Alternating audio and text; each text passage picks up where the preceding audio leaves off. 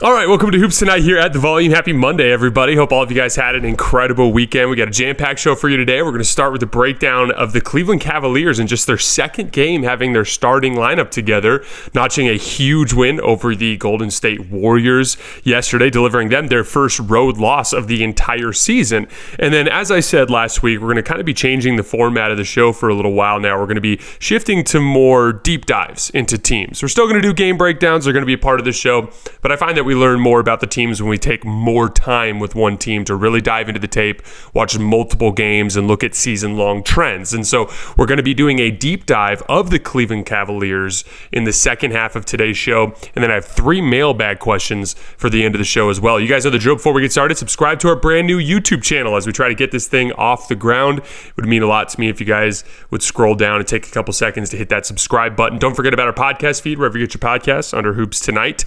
Don't forget about our Instagram, Twitter, and TikTok feeds. Twitter in particular, I'm putting a lot of video content on in the mornings. I put another 10 videos or so on there. As you guys know, we have some limitations in our ability to use footage on YouTube, but I have a little bit more freedom with it on social media, so you're going to want to follow me there. And then last but not least, keep dropping mailbag questions in the YouTube comments so we can hit them towards the end of the show. Obviously, different setup today. As I told you guys last week, I've got painters working in the main house, so I'm sequestered back in my master bedroom for the rest of this week, which will be a little bit weird with work from home and with my job being mostly watching film on a laptop. I'm going to feel like I'm kind of trapped for a little bit. I'm also injured right now. I'm dealing with an Achilles injury that's stopping me from playing basketball. Didn't tear it, but I'm dealing with some really bad soreness, so I'm taking a break because if I tear my Achilles, I'll spiral into depression with an inability to play basketball. So I'm just trying to take it slow. So it's going to be a weird week, but bear with me. And then back to the studio, hopefully here in a couple of days. All right, let's talk some basketball. So last night, we got to see an example of the type of matchup that caused the Golden State Warriors problems last year, which is a significant amount of rim protection centered around the 2 non-shooters in the lineup, right? In this case, Draymond Green and Kevon Looney, but it doesn't really matter who's in the lineup. They're going to find people to help off of with rim protection, essentially understanding that the Warriors are a team that basically likes to run these 5-out actions and try to curl over the top and weaponize their shooting to generate wide open looks in the paint. And so if you have the ability to legitimately protect the rim off of a non-shooter, it buys your defensive players, particularly on the perimeter, a ton of leeway to overplay the three-point line. And we saw this in the Warriors-Lakers series last year, this concept of like top locking the shooters, basically forcing them to reject screens or to curl over the top and force them downhill into your rim protection. And then from there, basically bothering shots with length, forcing turnovers, and then running it down the other way in transition, right? And this was kind of a perfect example of that type of matchup. We saw Evan Mobley on Draymond Green right from the opening tip. We saw Jared Allen on Kevon Looney right from the opening tip. It gives that freedom to those perimeter players to be aggressive. Cleveland held Golden State to just a 102 offensive rating. Golden State shot just 36% from the field. They were just 12 for 31 in the paint as the Cavs outscored the Warriors in the paint 58-24. And then obviously, what do we know about missing shots in the paint? Usually shots missed in the paint, particularly by perimeter players, cause floor balance issues. And as players are unexpectedly rejected and don't get a shot up at the rim or miss off the side of the rim, it ends up leading to a fast break the other way a lot of the time. The Cavs scored 31 points in transition in this game. They were up over about 1.25 points per possession on transition pushes. Warriors pulled within 5 in the early fourth quarter, made it look like they might make it a game, but the Cavs quickly pushed it right back out to double digits, and they ended up winning comfortably. In general, this was kind of, I wouldn't say this is the first look because we saw a lot of this in the second half of the Indiana Pacers game, but this was a look at the defensive ceiling that this Cavs group is capable of. Again, Jared Allen had missed a bunch of time at the start of the year, and we saw some improved perimeter defense from the Cavs at the start of the year, particularly Donovan Mitchell playing much better perimeter defense than we're accustomed to seeing him, and then Max Strus being kind of a seamless fit next to those two guys defensively, but they just didn't have the higher level rim protection. Evan Mobley at this point in his career, I think he projects to be an excellent 5 in the long run, but at the 5, he's a little physically overmatched at this phase in his career, right? So getting Jared Allen out there just kind of brings them that classic a too big look that is so difficult to deal with in the NBA regular season, which is essentially you guard and pick and roll with one of the bigs, and then you have the other big kind of working off a non-shooter as the low man, kind of coming over to help as a rim protector, coming over to secure defensive rebounds, or to rotate out to the weak side corner with his supreme athleticism. You see that a lot from Evan Mobley, right? And he's been amazing as a help defender really for the entirety of his Cavs career. But that's kind of the beauty of this whole thing, right? Is those two guys and what they can do defensively on the back line paired with the elite perimeter defense. I'm not going to dive too deep into it right now because we're going to do a deep dive on the Cavs in a little bit. But really, really happy with where the Cavs are defensively in their last three halves with their starters back. But let's talk about the Warriors for a little bit before we get to the Cavs. So I specifically want to zero in. We've talked a ton of Warriors so far to start the season. I want to zero in on the bench unit for a little bit. Now, to be clear, this is not the reason they lost this game. The starters were -8, and in general, when Steph was on the floor, the Warriors were -8. The starters, I believe, were -4. So, it's hard to blame the bench when that happens. However, the bench didn't do as well in this game as they had done in earlier games this season. The specific Moody, Kuminga, Gary Payton, Chris Paul, and Darius lineup was -7 in just 4 minutes in this game. In general, they were -3 without Steph on the floor. So again, it wasn't the reason why they lost this game, but it was a little bit more of the negative end of the spectrum from what you got out of that lineup. And I want to zoom in on it because I think there's a specific thing from this group that is starting to come to the surface that could potentially be a problem in the long run. Not so much for the regular season, but more just for the ultimate ceiling of this Golden State Warriors team. So as I've talked about throughout the season, the defense of that group has been excellent, right? Gary Payton's taking your primary point of attack assignments. He's one of the best in the league at it. Moses Moody and Jonathan Kuminga are doing great work flying around in rotation and defending on the perimeter as well. That group has been a very nice pairing with Darius in terms of kind of limiting his rim protection issues by containing on the perimeter better, right? But the offense has been an issue, and that's something I talked about earlier. I think the last time we talked about the bench group, they were below 100 offensive rating at that point.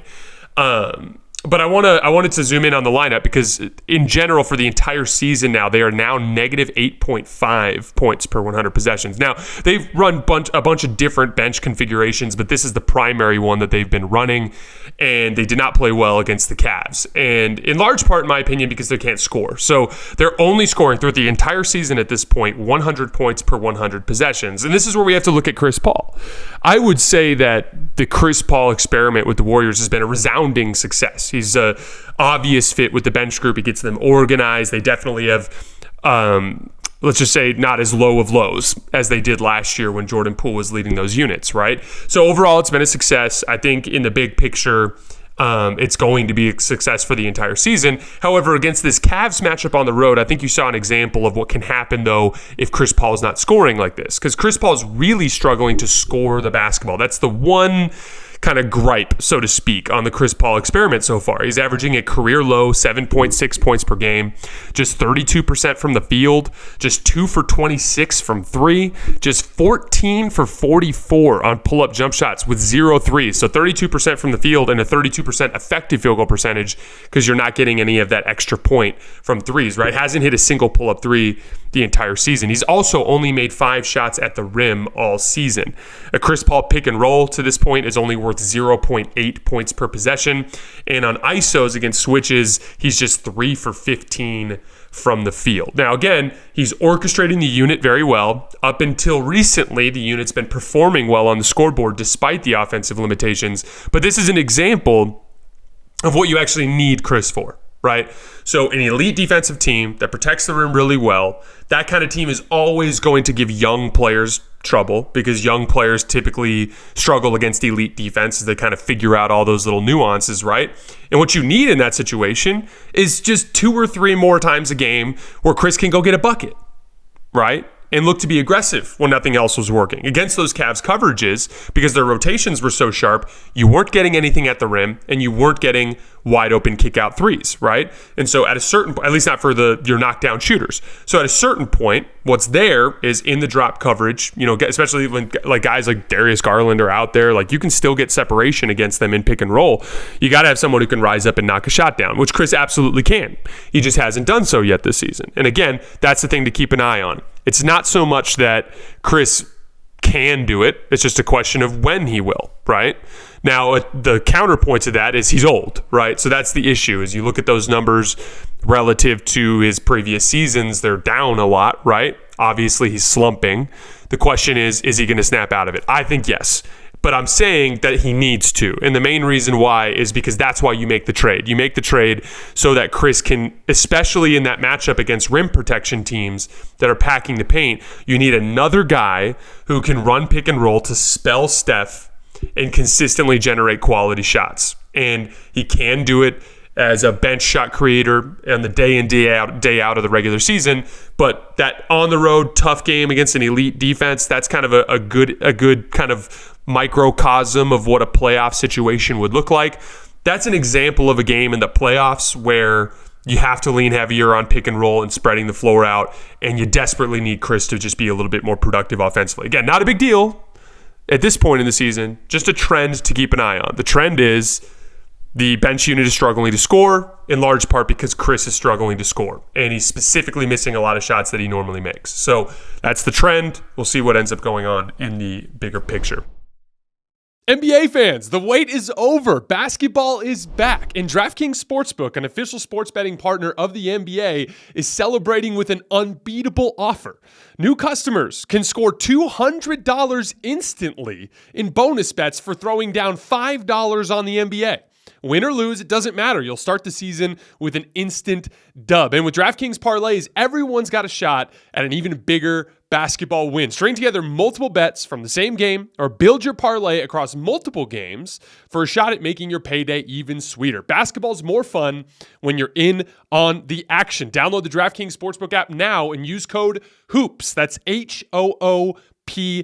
New customers can get $200 in bonus bets instantly for betting just $5. Only on DraftKings Sportsbook with code HOOPS. The crown is yours. Don't miss the action this weekend when the NFL heads to Germany for the Frankfurt games. These games will air on the NFL Network. I'll be watching and stream on NFL Plus. Again, streaming on NFL Plus. For a limited time, Verizon customers can get Netflix Plus, NFL Plus for just $25 a month with Plus Play. That's $120 in annual savings. Plus Play is a platform where Verizon customers can shop, manage, and save on the subscriptions you already have, like NFL Plus. With NFL Plus Premium, you get access to games on mobile, NFL Red Zone, NFL Network, which means you can catch the Frankfurt games and more. Just go to Verizon.com/thevolume to bundle and save before the game. Hurry, this offer ends soon. Again, that's Verizon.com/thevolume. In sports, the scoreboard doesn't tell the full story, but Netflix does. Stories about dads who happen to be world-class quarterbacks, untold tales of athletes you thought you knew, the heart-racing pressure for the heart, soul, and survival of the multi-billion-dollar business of F1, stories about college kids who were given a last chance at redemption, David Beckham's meteoric rise to not only becoming a global soccer phenomenon, but also becoming one of the biggest celebrity couples in pop culture. From upsets to injuries, from comebacks to victories, we get to see it all with Netflix Sports. These are the stories that turn us all into fans and give everyone something to cheer for, to feel for, to hold your breath for, and to get up out of your seat for. Whether you're a diehard fan or you're brand new, with shows like F1 Drive to Survive, Quarterback, Full Swing, Untold, Beckham, and so many more, Netflix has the stories for every type of fan. Netflix turns us all into fans. All right, let's do our deep dive on the Cleveland Cavaliers. So they improved to 3-4 after beating Golden State. The Indiana game was the other game where we saw all five of the starters. That was the first game of the NBA Cup on Friday on the road. ran into a buzzsaw, so to speak, and Indiana's going to do that to teams. They're really, really fast and athletic, especially on the perimeter. And so they're one of those teams where on the road, when they're fueled by their home crowd, they can be kind of a gigantic pain in the ass to deal with, for lack of a better term, right? They dug themselves in a 70-53 hole, but they came out in that second half and immediately just put the Pacers in jail and got out and ran the other way and immediately made it a game. They actually took a 4-point lead in the fourth quarter.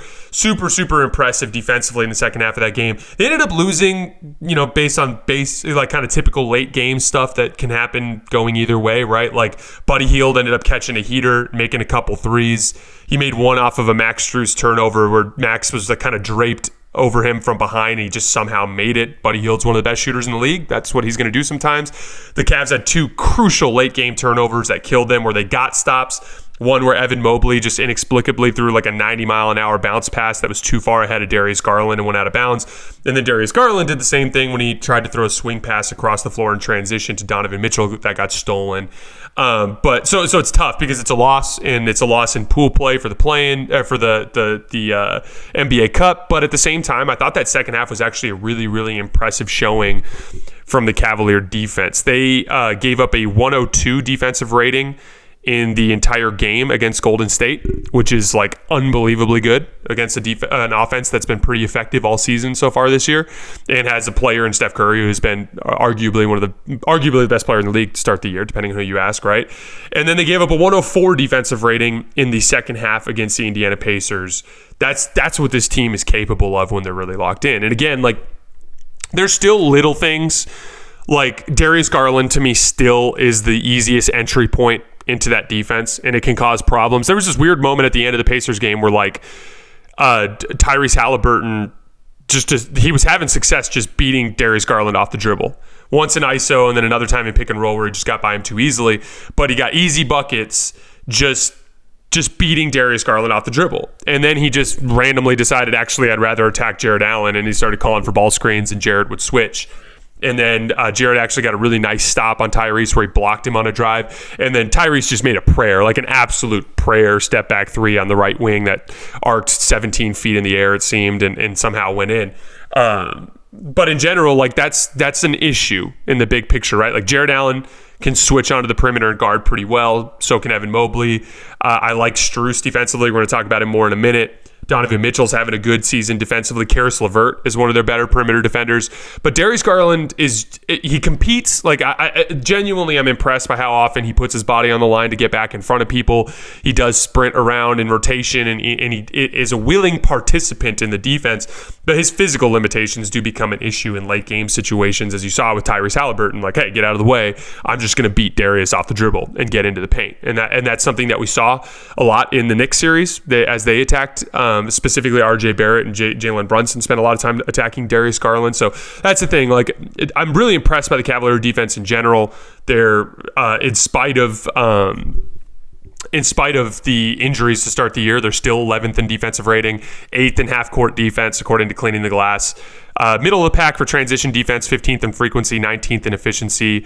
They're allowing the 6th fewest points in the paint per 100 possessions, and opponents are shooting just 58.5% on them inside the restricted area, which is top 5 in the league. Middle of the pack three-pointers allowed, 15th in opponent three-pointers made per 100, 23rd in percentage. Offensive glass is still a major issue. They're grabbing just 69% of available defensive rebounds. That's 27th in the NBA. Now, remember, that was one of the major things that got them beat in the Knicks series too, was just an inability to finish off defensive possession. So, like, in general, I'm really happy with where the Cavs defense is. Their perimeter defense, I think, is much better than it was last year. Max Strus has been such a great fit. Offense has been iffy, right? Like, he's not shooting the ball super well. He's 19 for 63 on jump shots. A big issue with him taking really tough movement jump shots all the time. Like, he's actually dead eye when he's spotting up. It's when he's taking these wild drifting threes coming off of screens that he's missing. As a matter of fact, by the numbers, he's shooting 60% effective field goal percentage in spot up situations, 1.23 points per spot up possession, which is like amazing. But he's just 4 for 15 when he's coming off a screen. So, like, it's been a little bit of a mixed bag with Max offensively, but I think that can be fixed with approach. Defensively, I think it's been a home run. He's just like, He's like 90% of the Isaac Okoro experience in terms of his competitiveness on the defensive end on the perimeter. Teams are picking on him in switches because they think he's easy to score on, but he's not. As a matter of fact, teams are just shooting 4 for 14 from the field, trying to attack Max Strus in isolation. So like the perimeter defense, like I said, Donovan Mitchell's having his best perimeter defensive season as a pro, in my opinion. Max Strus has been a great fit. LeVert's competing defensively. I even like Dean Wade just with his length and help, and especially on the defensive glass. The front court obviously is one of the best defensive front courts in the league. There's just the two things. Darius Garland as an entry point, still kind of an issue, and then the defensive glass. For whatever reason, this team, my guess, and you can kind of see it on film in long rebound situations, but this is a team that has athleticism in the front court, but they're a team that packs the paint and gives up a lot of threes. What happens when you give up a lot of threes? You give up a lot of long rebounds. Is this a tall perimeter team? No. Darius Garland, Donovan Mitchell, two small guards, even though Donovan's a good athlete, right? You know, when Karis LeVert, Max Strus, we're talking about a bunch of guys that are not 6'9" freaky athletes, right? So like this is not a team that's going to succeed in long rebound situations. But those are the two things to keep an eye on over the course of the season and biggest areas for opportunity at this point. On the offensive end of the floor, a couple of specific things like Evan Mobley, we want to keep an eye on him in short roll situations. Defensively, he's incredible. I clipped a couple clips of him today from a couple games from him playing defense and some of the unbelievable help and recover situations that he can turn what looks like a compromised possession into all of a sudden he blocks a shot and we're running the other way, right? Like he's still unbelievable in that regard. But the big problem in that game or series against the Knicks was Mitchell Robinson's ability to kind of split the difference in pick and roll defense with him and Jared Allen and be able to effectively guard them both. And that would allow Julius Randle to basically show high on ball screens without having to worry about getting punished on the back line, right? And there's a lot of talk about the perimeter shooting, and it certainly is a big issue. Like we just talked about Max Strus in spot-up situations. Like you're already seeing this year the benefit of what it's like having a guy at the end of the chain that's a knockdown three-point shooter. And again, like Max is shooting like shit at the rim, and he's shooting like shit and coming off of screens. But when it comes to the stuff that's like the kind of stuff that you actually need from him in the Cavs offense in terms of finishing plays, he's doing a really, really nice job there. And so like that's definitely a big part of it, and that's definitely going to help them in the big picture. But you need Evan Mobley in a too big system to be an offensive threat. We haven't seen too much so far this year. His points per possession in the role is up a little bit from last year. He's at 1.1 point per possession. I'd like to see him closer to like 1.3 as the season progresses. He is 3 for 4 on hooks and floaters. He made less than half of them last year, so he's doing a little bit better in a very small sample size on that end, but we're going to want to keep an eye on that. Donovan Mitchell's playing insanely well. Career high 33 points per game on a career high 67% true shooting. His jump shooting's up. His rim finishing is up. He's up over 80% at the rim this year, which is insane. His assists are up. He's having the best defensive season of his career so far. Donovan Mitchell's just the last guy in the world you need to worry about for the Cavs. Darius Garland's having a little bit of a rough start, though. He's just 1 for 12 from three. He's turning the ball over a lot. And again, he's the weak link for them on the defensive end of the floor. So a big area of improvement for the Cavs is just Darius Garland playing better. And he did have a better game against Golden State, and so maybe that's a sign of a positive trend.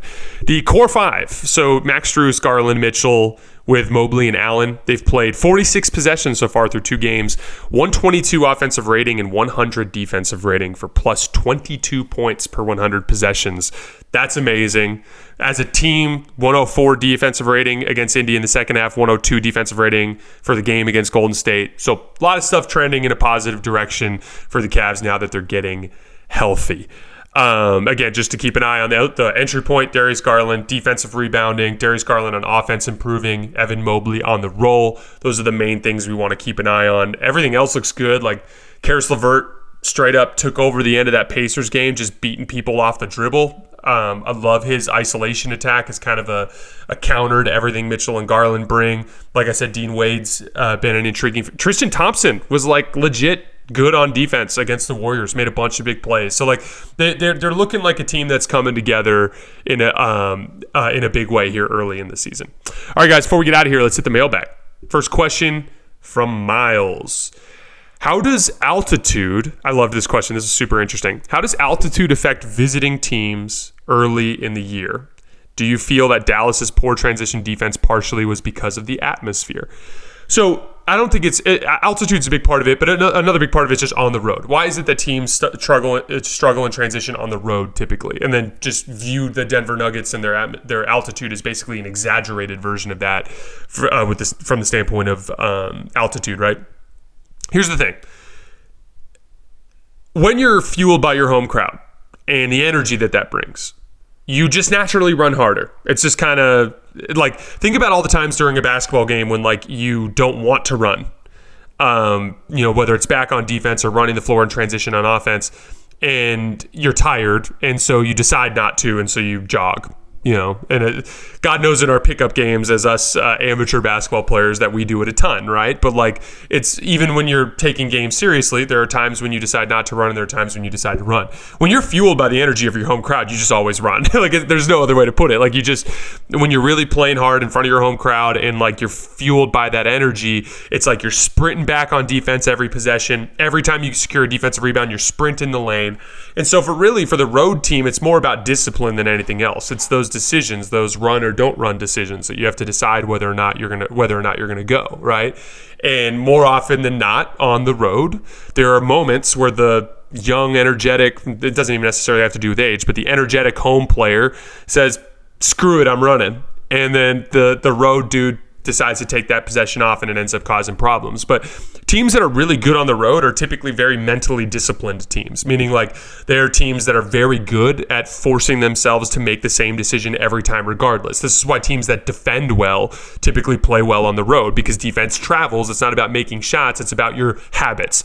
Do you have a habit of every time a shot goes up, sprinting back in transition defense? Do you have a habit every time a defensive rebound gets gathered of running your lane in transition? If you have those habits, then you're going to be a better road team, because habits are basically something you do involuntarily versus something that you have to consciously choose, right? Next mailbag question. And again, to tie off the Niles one, again, at altitude, it's just an even tougher version of that, right? Like, when you're tired, you can still make the decision to turn and sprint back. It's just easier to do when you're fueled by the home crowd, and obviously the Nuggets players are in a little bit better shape practicing in those conditions. Next mailbag question from Jake.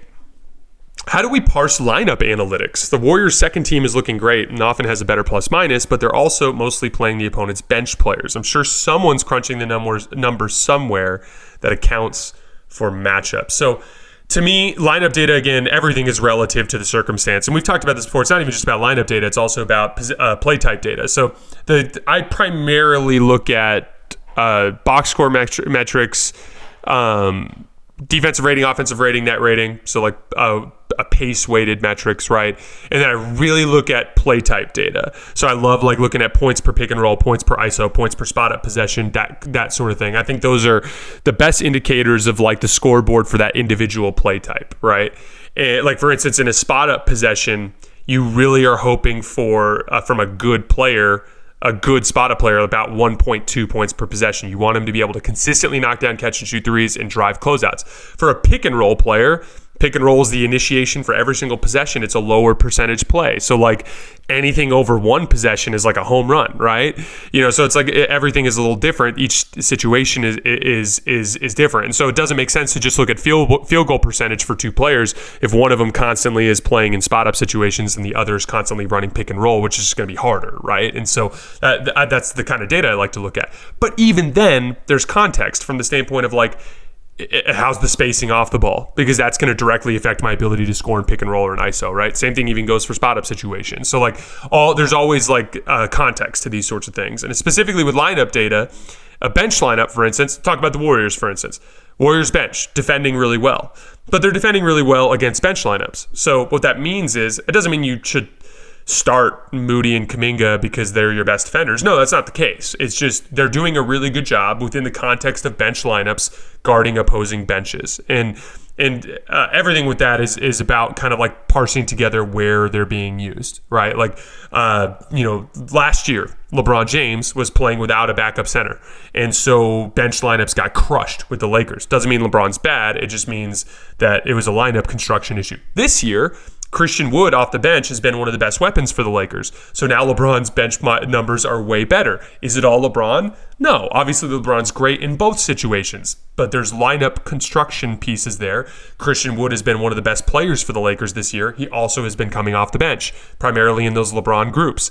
And so it's kind of influencing the plus-minus data there. It's not like LeBron suddenly got way better than he did last year in the playoffs. It's about lineup construction. So again, there's context to everything. Anytime you ever see a piece of data, you want to ask yourself, how is this piece of data actually translating to the court, and what's the context there? Anytime you see something on film, like let's say a guy makes a shot or a guy makes a play, you want to go to the numbers to see how often he's actually been able to do that. Everything is about like kind of leaning on the opposite for context, if that makes sense. All right, lastly, before we get out of here, way too early MVP race. This person in the mailbag said it's between Steph and Luka. Who would you pick right now? I think Luka has a slight edge, but Steph is closing the gap. I'd give 4 guys, and I'm not going to pick any one of them in first place just because it's way, way, way too early. But there are 4 guys, in my opinion, that are off to like textbook MVP starts, right? Like Luka, because of the simple fact that his roster is kind of mediocre in terms of talent. They've been winning a lot of games to start the year, and he's putting up just absolutely obscene numbers, right? So like, Kyrie Irving is a co-star, but he's not viewed throughout the league in terms of value like a star in the purest sense of the word, just because of the way he's destroyed his own reputation over the years. So like as a result of that, like he's got like kind of that part of the narrative down. In general, the roster's overachieving. That's there. He's consistently considered a top tier superstar talent, and with playoff performance to back it up. And he's putting up all the numbers that you need. So that's textbook. Steph, obviously, just playing the best basketball of his career while winning a lot of games for a team without a co-star. Nikola Jokic has been phenomenal, as the Nuggets have only lost once, so that's an obvious one for me. And then Jason Tatum, I talked about it, like they'd have to win 60-plus, 65 games, and he'd have to put up insane efficiency, 30-plus points per game. Like Tatum's doing that too. So those are the 4 guys that I have my eye on here early in the year, but even then I'm probably missing several guys because it's just so early. So again, we won't really talk MVP until we get outside of 20 games or so, but out the gates, there's those 4 guys are the ones that have kind of stood out as like a typical MVP starts. All right, guys, that is all I have for today. As always, I sincerely appreciate your support. We're going to be back tomorrow, breaking down more games from Monday night, as well as doing another deep dive on a team, and then we'll start our nighttime coverage on Wednesday. As always, I appreciate you guys, and I'll see you then.